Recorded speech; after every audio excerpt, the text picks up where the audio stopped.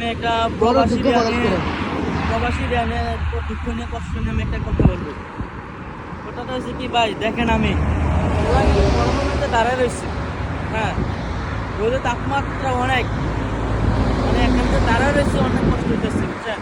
বিদেশে কত মজা বুঝছেন, বাড়ির বউরা বোঝে না, বাড়ির মা চাষিরা বোঝে না।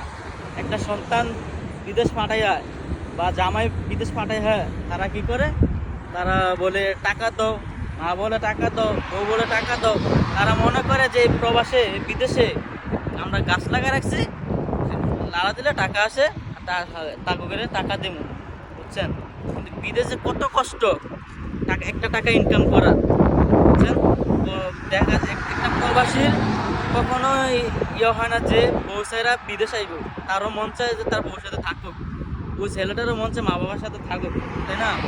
তো দেখা গেছে কি করে, প্রবাসী বউ কি করে, পরকিয়া করে, আরেক বেড়ার সাথে লাইন মারে, লাইন মারার পরে কি করে, ওই জামার টাকা সব বেড়া দিয়ে দেয় বুঝছেন।